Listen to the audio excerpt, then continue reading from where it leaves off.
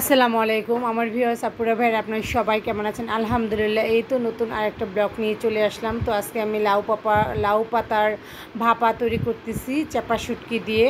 তো এখানে কাঁচা চাপা শুটকি, পেঁয়াজ, রসুন আর একদম শুকনো মরিচ ভালো করে বেটে আমি এটা লাউ পাতার মধ্যে দিয়ে দিয়েছি। আর লাউ পাতাটা বেশ কিছুক্ষণ লবণ পানিতে ভিজিয়ে রেখেছিলাম, পানি ভালো করে ঝরিয়ে নিয়েছি।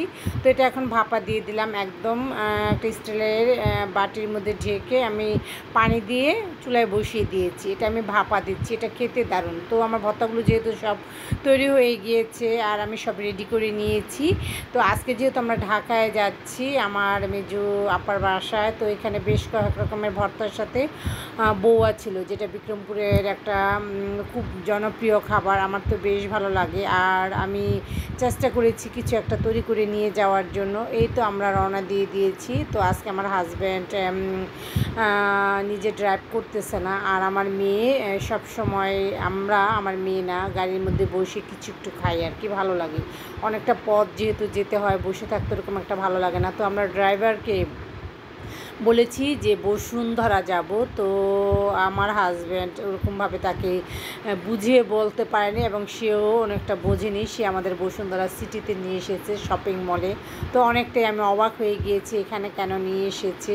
আমার হাজব্যান্ড রাজামণির বাবা তাকে বলেছিল যে আমরা বসুন্ধরাতে যাব, তো আমরা ড্যামরা দিয়ে যেতে চেয়েছিলাম।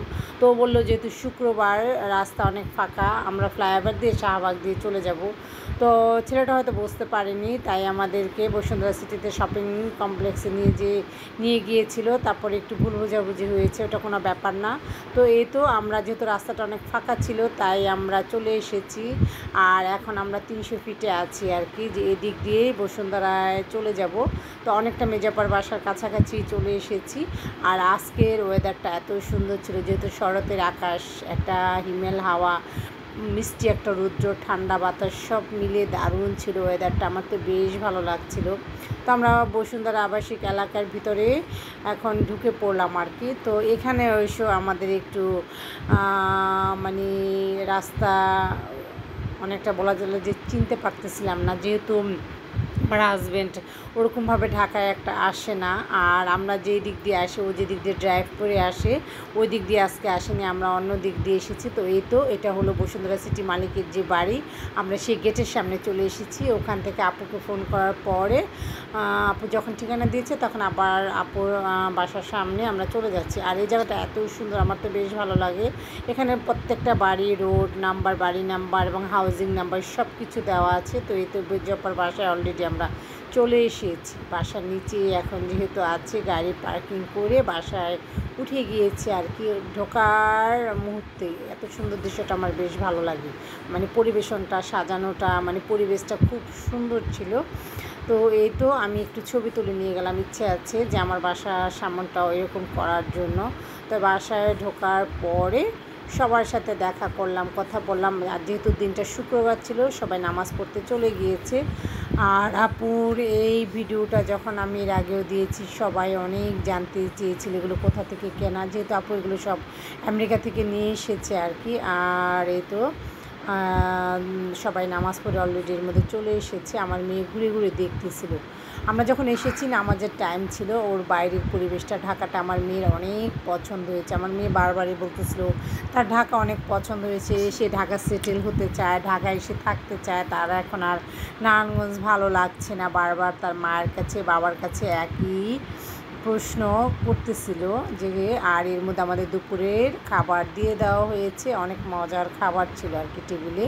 তো আমরা সবাই একসাথে বসেছি এবং সবাই বসে খাবার টেবিলে একসাথে খাচ্ছিলাম, গল্প করতেছিলাম, কথা বলতেছিলাম, বেশ ভালো লাগছিল। সবাই মিলে যদি একসাথে খেতে পারি, মানে খেতে বসি আর কি, ওই সময়টা বেশ ভালো যায় আর কি, অনেক কথা বলা হয়। তো এর মধ্যে আরও আমার যে ননাসরা আছে তাদেরকে খবর দেওয়া হয়েছে, তারাও আসবে, খাওয়া দাওয়া করবে। খাওয়া দাওয়ার পরে একটু ঠান্ডা খাচ্ছে আর কি, একদম 7 আপ দারুণ ছিল। মেয়েকে দিলাম, বললাম যে তুমি একটু রেস্ট নাও। খাওয়া দাওয়ার পরে আমি দই খেলাম আর কি, দইয়ের সাথে মিষ্টি ছিল। আর আমার তো খুবই পছন্দের একটা খাবার দইয়ের সাথে মিষ্টি। আর এদিকে মেজাপ আমাকে গান শোনাচ্ছিল, যেই শুনেছে যে ওই দিনে, মানে এই দিনটা আমার শুভ জন্মদিন ছিল, তাই আমাকে নিয়ে গান শুনিয়ে সবাই মিলে মানে আপুরা সবাই মিলে আমরা ঘুরতে বের হয়ে গিয়েছি 300 ফিট। মানে আমি এর আগে যতবার এসেছি আপু দুলাভাই আমাকে সবসময় বলতো তোমাকে নিয়ে 300 ফিট যাব, তুমি যেহেতু ব্লগ তৈরি করো ওখানে গেলে তোমার ভালো লাগবে। সত্যি এই জায়গাটা অনেক সুন্দর। তো আজকের ব্লগে আর আমি দেখাবো না। যখন আমি 300 ফিট যাবো ওই জায়গার পরিবেশটা একটু একটু করে শ্যুট করেছি, চেষ্টা করব আপনাদের ভালো লাগবে। আর এই জায়গার ওয়েদারটা, এই রাস্তাটা আমার বেশ ভালো লাগছিলো। সারাটা বাংলাদেশ যদি এরকম হতো দারুণ হতো। আল্লাহ হাফেজ।